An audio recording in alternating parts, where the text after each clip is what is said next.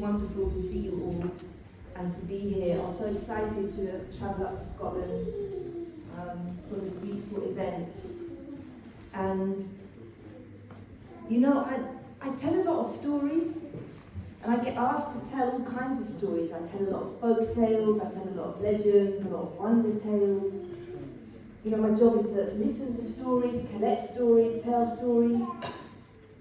But really, there's nothing like these stories that we're going to share tonight. These stories are completely different. And I love, you know, I have a whole set of fairy tales and folk tales I absolutely love that are precious and full of wonderful values. But to share these stories together, the stories of the Seerah, the life of Prophet Muhammad, upon him be peace, this is completely different. Because so much of what happens in our culture around entertainment and stories is that we consume stories. Even in the news, we consume them, and then they get discarded. But these stories are different, because keeping these stories in our lives and close to our hearts starts to change the landscape of our hearts and our souls. I have my jewellery box of stories here. And you know how it can be with inheritance and jewels. They're the kind of things that people fight over a lot of the time, aren't they? There's not enough to go around, or if someone's got gold, that means someone else can't have it. But these treasures, these jewels, subhanAllah, the more we share them, the richer everyone gets. They never run out. The more we share them, the more we tell them, the more we nurture them in our hearts, the more wealth there is for us all. So I like to keep the stories in here, and you'll see what I mean. And I have a little trio of stories for the first set of stories I'd like to tell. So I wonder if I can ask perhaps one of the children to come and choose the first story. Would you be willing? Others over here, or can I come to you? Is that okay? Would that be all right? Would you like to choose one? Ah, nice choice. Thank you. What's your name? Abdul Basit, mashallah. So mashallah, Abdul Basit chose this little Henry Hoover. It's a Hoover. And let me tell you about this, because this is a story about sweeping and cleaning. And I spent a lot of time trying to source some really tasteful, elegant little brooms, which I did find, but they didn't arrive in time. It's life sometimes, isn't it? So I had to raid my daughter's doll's house, and I found this Henry Hoover. And actually I thought that's perfect, because this is a story about one of the companions of the Prophet, alayhi salatu wassalam. And the sunnah of this companion is to sweep and to clean. And it reminded me of the imam in one of the masjids I work in, and he's always got the hoover out, hoovering up the prayer hall, ready for the next prayer. And I thought, subhanAllah, Imam Muhammad, he really lives the sunnah of this companion. And so the Henry Hoover felt perfect. So when the brooms arrive, I might still keep the Henry Hoover, because it's really perfect for this story. Bismillah ar-Rahman ar-Rahim, in the name of Allah, all kind, all merciful, and prayers and blessings on the noblest of messengers.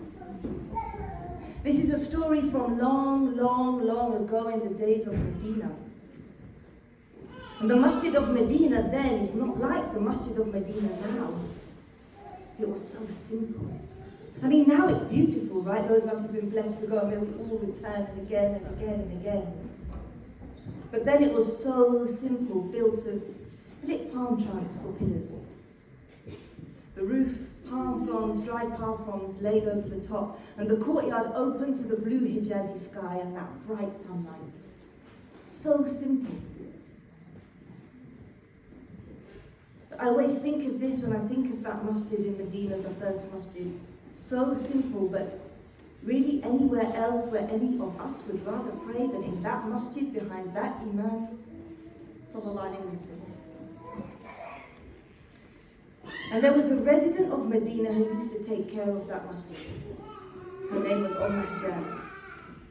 She was old. She was weak. She wasn't that well. She was extremely poor. She had a lot of need. She was one of the people, one of the blessed companions, may Allah be pleased with them, who the Prophet, upon him be peace, used to occupy himself with. He used to ask about her. He used to take care of her. He used to send food to her when he had it. He was always asking about her, sallallahu alaihi wasallam.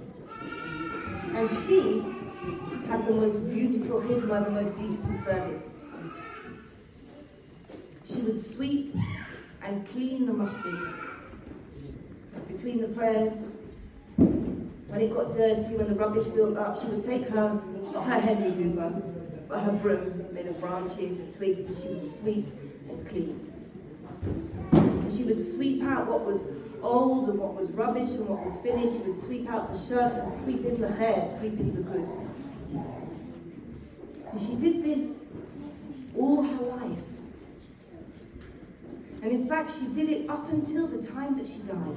On Mahjan, sweeping, cleaning, sweeping in the hair, sweeping out the shirt. In with the good and out with the bad. Salam alaikum, Shaykh. On the night that Mahjan died, the companions of the Prophet, upon him be peace, went to prepare her body for her janazah, for her burial.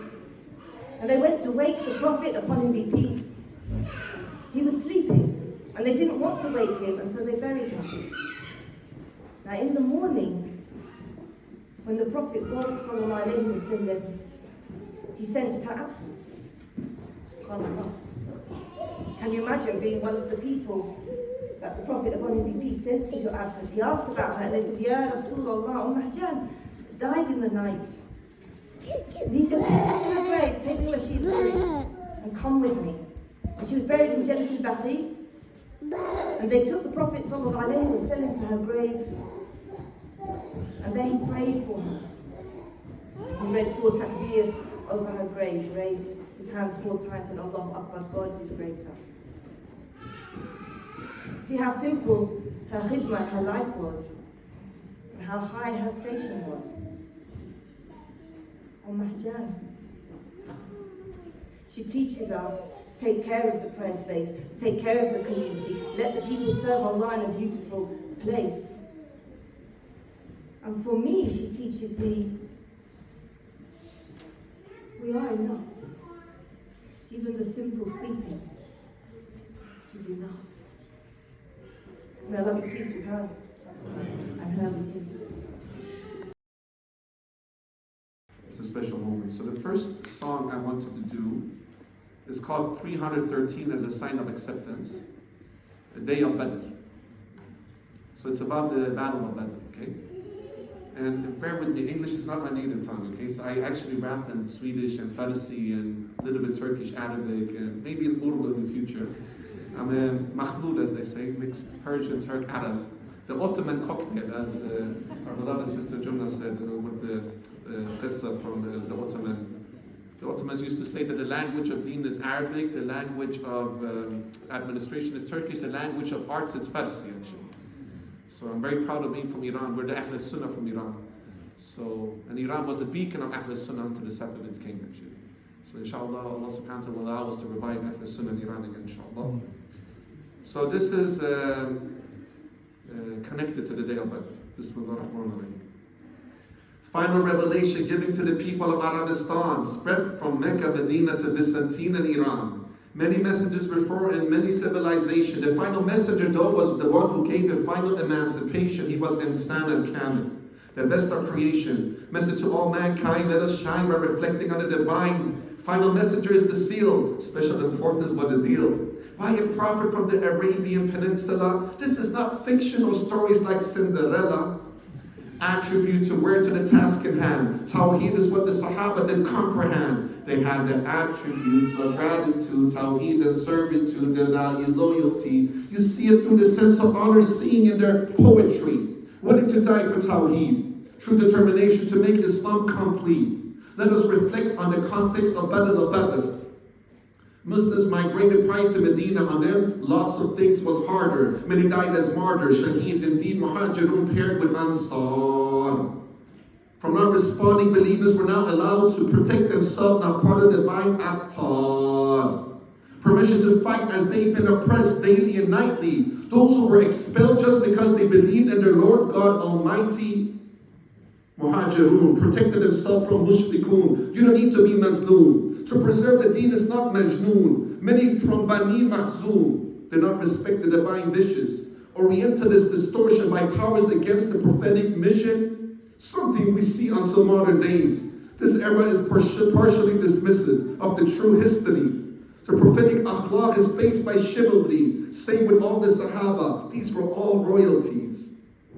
Abu Jahl propagating, using hatred, investigating. Do not abandon the caravan. Bring the horses and arrows. Forcing the Bani Hashim as well to join. What a sorrow. Shaitan appears as the Sheikh of Najd. All people strike at the same time so that nobody will be catched if the Prophet died. But Allah made that outcome denied. Mushrikeen filled with hate, envy, and pride towards the truth. Abu Sufyan was aware that the Prophet was waiting. He did not stop and stare. But Abu Jahl did not allow a change of tactics.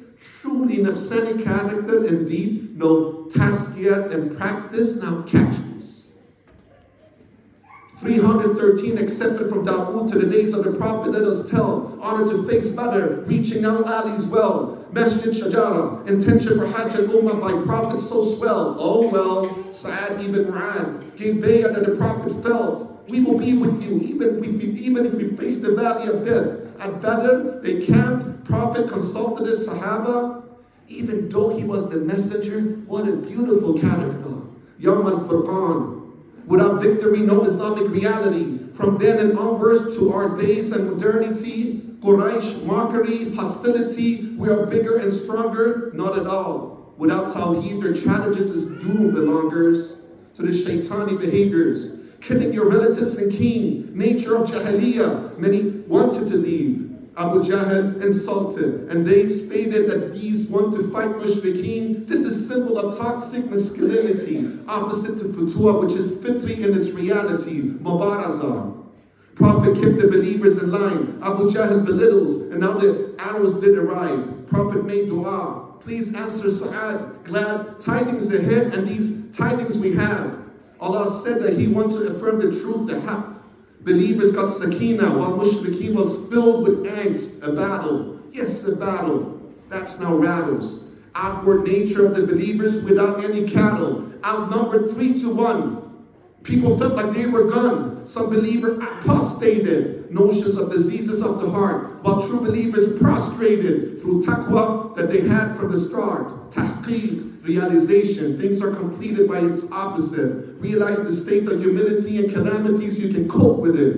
And the heat of the battle, the Prophet makes for prayers. Allah, please your oath and promise against these haters. Sayyidina Ali, Shir Khuda, the Lion of God, kept chasing the mushrikeen until the end he fought. Always on this side of the Nabi. Yes, this is Sahih, Sayyidina Ali, and the rest of the companions. Sirat al-Mustaqim, never rebellious. Allah sent angels down to Badr at the side hill. They were dressed in white but yellow turban for Jibreel. Thousands of ranks. And to Allah we send our thanks. Who was killed by the angels? Who was killed by the Sahabi? The cutting of the fingertips was different. See the variety. When angels came, Shaitan run away. Even then, Abu Jahl and the rest did not stop their fray. The battle faces were changed. The believers' faces made. The disbelievers' hate was faced. Their acts was now disgraced. And now we know what made. The destiny of Badr shaped and united Ummah against tribalism and blood ties. Until today, these nafsani things makes the things buck wild. Davis versus Goliath. The Ummah versus Abu Jahl, the Firaun. If you truly believe you can always win, even if you think you're weaker, so allow Badr to represent that we should see through all trials and tribulations. Through our suluk, the trials could be a way of spiritual elevation. Thank you. Ashaban. Dastan Ashaban, dar har vatan qalb va maidan. The story of the lovers of the lover, united as Sheikh Murid and wayfaring brothers.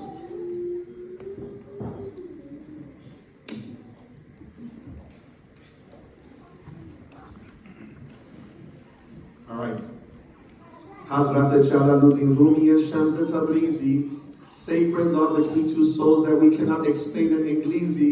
Translation from Farsi can never fully justify the epiphany of the symphony. The Masnavi is like a lullaby. I wonder why some souls disconnect from Allah the Most High. This was not the case of Maulana and Fana. He felt the light. He did not chase for karma. Ihsan. He realized, even though we could see some drama, we set aside. He was truly Abdullah. Inspiration filled his eyes. Shams opened the door to love. Nothing above. A true murabata. Heart-to-heart connection. There is no reason for mukhalafa. Rather mujahada. To elevate the nafs from amaraha. Strengthening lawamaha. Ya Maulana Khan. This is true mukashafa. Through murababa. Introspection. You can see the subtle realities. Yes, please.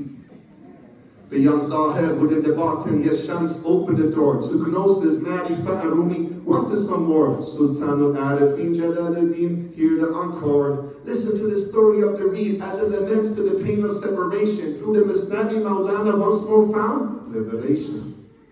The love for Shams was just a first step towards true emancipation, from maybe being a body to now combining it with tasawwuf inspiration, Quranic recitation filled with the love of tafsir and interpretation, combining shariat with tariqat.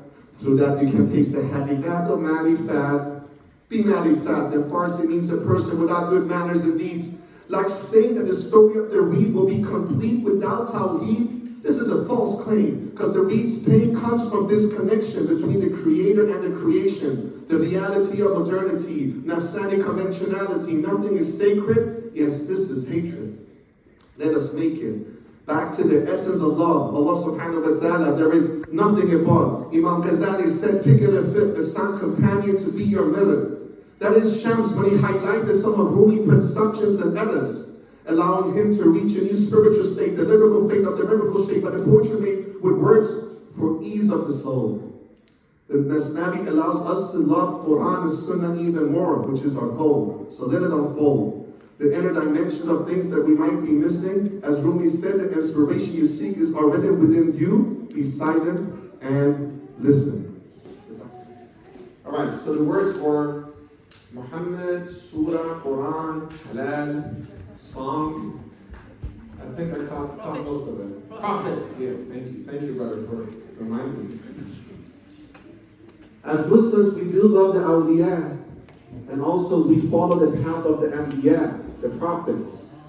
But it's not an object of just denying it, we believe in it, even though modernity is not receiving it. So we believe in mercy. When I see the prophet, I become thirsty of more knowledge from him, and his sunnah, and his seerah, and the things that he gave to Khadija when he came back from Cape Hira. You understand? This is freestyle from my heart. When I see the youths, I start to talk. Halal. I am not Majnoon. I'm very kind. I'm very Maznoon, which means kind in Farsi. I'm sure in Urdu and Arabic. I come through and you know that I'm not sick. Halal is actually khair. We need to live holistic, realistic. Not eating halal food that is filled with drugs in the animal way, cannibal way. We need to have permaculture. Hear what I say. Ecological things. It's not only for vegans from Sweden that want to come like they're progressive vegans. No, we as Muslims need to take care of the soil. Not just sell our oil and make money out of it and buy Manchester City. I love Liverpool, you know, better Digby. I'm laughing. You know that I'm rapping. And the surah, we love all of them because they give us so much inspiration. Naf said them. Allah subhanahu wa ta'ala has blessed us with wahi. And who do we love? Prophet, he is a Nabi, Sahih, correct. Use your intellect, your aql. And you know what? We were speaking about song. I don't listen to radio anymore. That's not where I belong. The songs I want to listen to is nasheed. Because when I hear this beautiful voice, everything becomes complete in my heart. Because it becomes a murabata. And after that, you reflect and it becomes mukashafa. You get inner dimensions and outer dimensions of the things that you listen to. This is so good for your dhikr and fikr and tafakkur and tashakkur and tadabbur. Pondering and then reflecting upon the meanings in the Holy Quran from Pakistan to Iran and Edinburgh, Scotland. Now I thought about something else I can't say, but you know what? That's haram. I leave it away. We all love the Prophet, it's not safe. And in Sweden, they're burning the holiest thing. But they know that they're not the kings. Because we are all the sultans who follow the step of our deen. Fitra is so clean, purity, that's what it's seen. The Prophet, it's mercy to who? The whole human beings and races, different faces. All these are beautiful. And we will celebrate until we come to the funeral, and even then we will celebrate. That's what Rumi said to us, to not hate. He saw his death as the beginning of something new. This is when you are truly in your fitra state, so true. Now, I think I wrapped most of the subjects that you gave me. Was there something else? Please do not envy.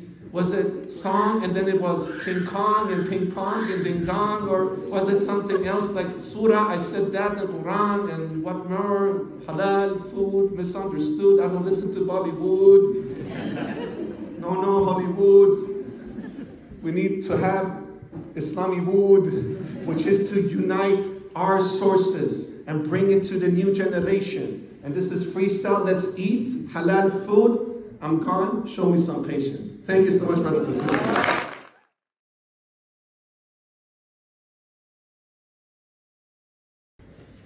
We don't celebrate his birthday. We celebrate his birth, his existence. From before anything existed until nothing exists but the lover and the loved. If it was a birthday that we were celebrating, we'd give gifts. But he's the gift that keeps on giving. Therefore, it's our day to celebrate because we received the gift. A gift from God. So we're showing gratitude, or at least trying, because a thank you just isn't enough. In fact, it's embarrassing to accuse us of celebrating his birthday because we have nothing to give but ourselves and we refuse to share even that. So the least we can do is just be present in the presence, in place of a present we can't afford to give, because we're just children who know nothing better. And just like the children of Medina sang on his arrival, the child within us sings because he arrived. And I would quit now, stand up and flee, if it wasn't for the fact that you didn't lose hope in me. It's only because you cared. You prayed a prayer that made me one of those chosen to sit here mentioning your name. You love the millions that came before you, and we put you to shame. Yet when we ask Allah to greet you, you respond by our name. Other prophets brought the dead back to life, helped the blind to see, gave inanimate objects breath and parted the sea. But the greatest miracle is yours, and even more astounding than the book, is to have millions and billions to this day saying they love you without even a look or a glance at your being. Because to know you by your beauty is more real than seeing. How merciful of our Lord, the one who loves you most, yet not be jealous of others who long for your sight. Who because of us remembering you, he lights the sky in the day and the moon at night. He made the stars and the universe as a gift for you, made every heart of ours to give to you. But I can't even give you my heart, let alone live for you. Knowing it belongs to you, yet I keep it to myself. If I'm dead inside, what use is my health? How many of us say we would die for you, yet we're barely even living for you? Loving anything else should be forbidden to do. To die for you would be an honor. But to live for you would be the greatest feat I'm yet to achieve. May I utter your praise every time that I breathe. May I love you more than myself before it's my time to leave. Because I'm in a long distance relationship where my love is a blink away. With each blink gasping for a glance but never long enough to see you. Each millisecond of my eyelid fluttering is a breather from this world, a small respite from falsehood and transgression, and a dip of my finger into honey, into his world. A world of green domes and fragrant carpets, of incandescence and beauty, a piece of heaven, a peace on earth for just one fleeting moment. He told us that he would visit in a dream, but the things which these eyes have seen veil my sight like glaucoma, foul, filthy lenses through which his light is filtered. I struggle to sleep at times because of my darkness. I mean, what's the point of sleep if not to see him? And what's sleep though when you're longing for love? What's sleep though when you're longing for love? Sleep deprivation is nothing but being deprived of you, Ya Habibi. And a blissful night's sleep without seeing you isn't blissful at all. Far from it. The palpitations of my heart, anxious to meet you, let me taste a fragment of the urgency you have for me to be accepted in your ummah. Allah said, وَجَعَلْنَا نَوْمَكُمْ سُبَاتًا. But what's rest when you're restless, losing sleep because I'm in a long-distance relationship? We're not a distance of miles, because miles can be travelled whether by foot or by flying, but a distance between where I'm worthy of your love and where I'm at right now, unworthy of the love by you still, hoping to meet in the middle, or messenger of the middle way, or beloved of Allah. I heard a love song once, and even though it wasn't about you, I realised it was, because what's love if not about you? Is anything else worth loving? Wasn't everything created as a gift for you out of love? I've spent years suffering with my sanity, but now I'd rather be insane, trying to explain this feeling, but I can't. It's not longing or yearning, just like honey isn't just sweet. You have to dip your finger in to taste it. But back to the song I mentioned, it said, I don't want the world to see me, cause I don't think that they'd understand how everything's made to be broken. I just want you to know who I am. They say they love you, yet they won't commemorate your birth. They say they love you while they drag your legacy through the dirt. I say I love you too, but what's my love really worth when I think about you hurting for us? My love for you doesn't hurt. You see, there's a land on this earth like no other. It's blessed, where kings sit on the place where they laid you to rest, where love for you shall echo with walls and reverberate chests, but it barely leaves lips to fall on the ears of the deaf. They say we love you too much, too often in excess, but even Allah praises you beyond the point where there's no vocabulary left. First things first, though, I'm a hypocrite or worse, not even worth your enemy's blood that was stained in your shirt. The irony is, before today, I didn't understand your status, while those who reject your scripture consider you one of, if not the greatest. Looking upon the legacy you left them stunned in amazement, unable to imagine the Quran itself walk on the pavement. Forgive me, I'm beginning to stray from the topic about those who lead us today, flagrantly betraying your prophet. Ya Muhammad, if you were here today, I wonder if they stop it or they smile in your face with their hands taken from your pocket. As I recite this, I'm anguished by my limited language, trying to express my woe for others to understand it. How could they gaze at the green dome unaware that I hear of their actions, turning the land that you came for into a playground for madmen, the land that you prayed for into a Vegas attraction? Ya Muhammad, Ya Habib, even you said this would happen. It's sad. It's not sad, it's a travesty how they consider themselves Akbar when Allah alone is in majesty. But at the end of the day, I don't know what could ease my pain and distaste other than the hope that one day I can read this to your face. Ya Allah, bless Muhammad, the key to your gate.